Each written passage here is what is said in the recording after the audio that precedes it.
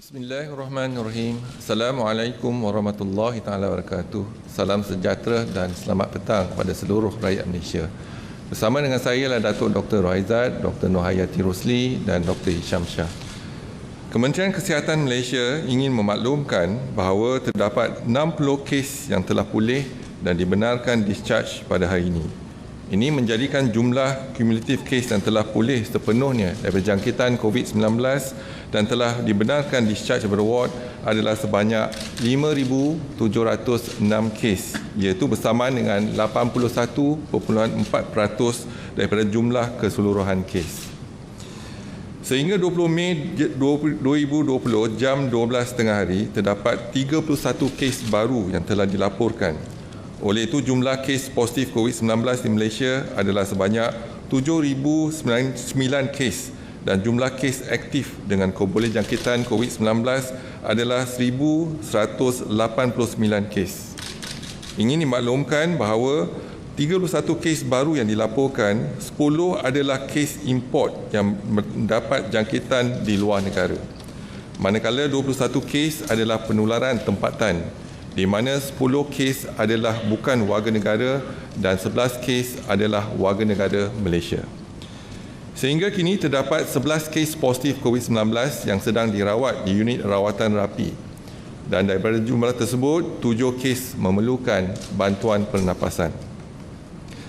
Daripada maklumat terkini yang dilaporkan ke CPRC Kebangsaan, dimaklumkan bahawa tiada kes kematian berkaitan COVID-19 setakat ini.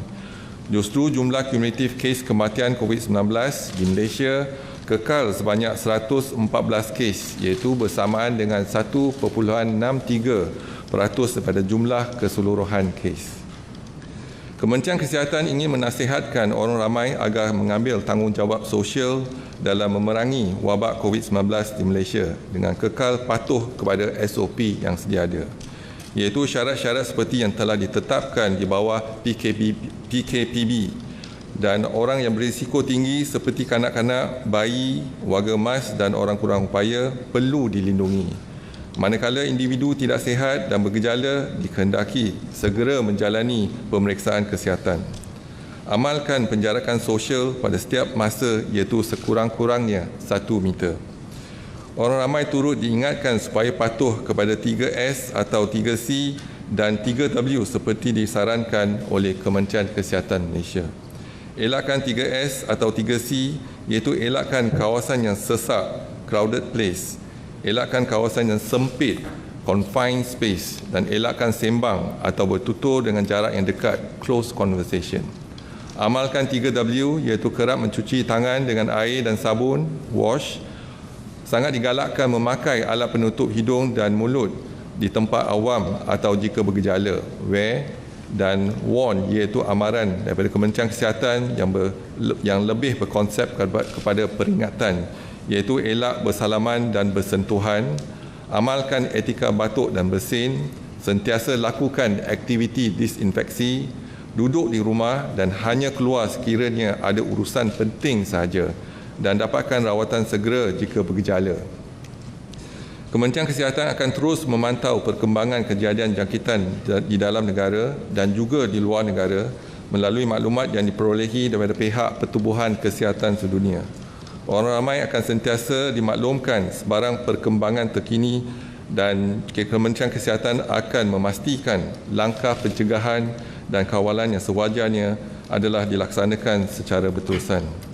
Seterusnya, dilaporkan kluster COVID-19 di kawasan Perintah Kawalan Pergerakan diperketatkan sehingga 20 Mei 2020 yang melibatkan hanya satu lokaliti, iaitu lokaliti kawasan Pasar Jalan Osman.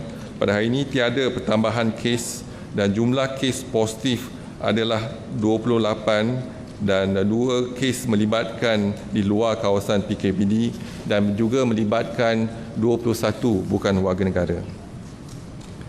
Seterusnya, laporan kluster perhimpunan di Masjid Seri Petaling. Bilangan sampel yang diambil dan diuji setakat ini adalah 40,813 dan jumlah kes positif adalah 3,347, iaitu bersamaan dengan 8.2%, dan hari ini tiada pertambahan kes dan kluster ini melibatkan 5 generasi.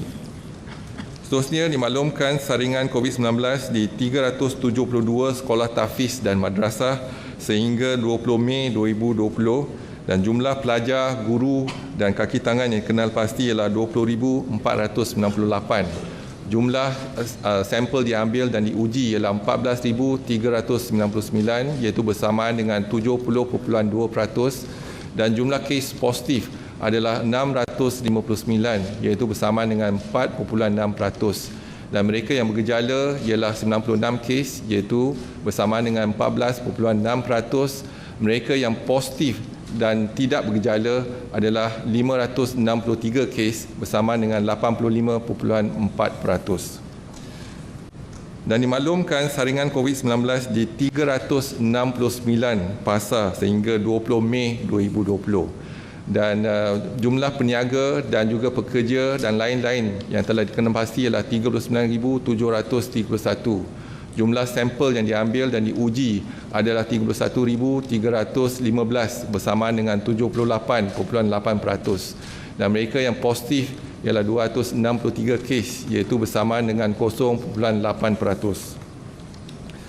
Laporan warga negara Malaysia yang pulang daripada luar negara dari 3 April sehingga 20 Mei ialah sejumlah 38,371 individu. Mereka telah dikuarantinkan dan 30,200 individu telah tamat tempoh kuarantin selama 14 hari.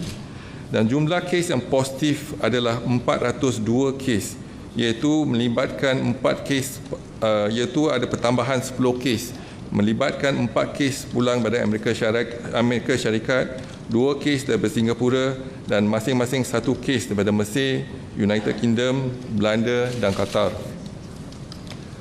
Dan dimaklumkan kluster COVID-19 yang masih aktif di Malaysia sehingga 20 Mei iaitu melibatkan hanya 1 kluster iaitu kluster Pudu ada pertambahan 5 kes menjadikan jumlah keseluruhan kes ialah 63 kes.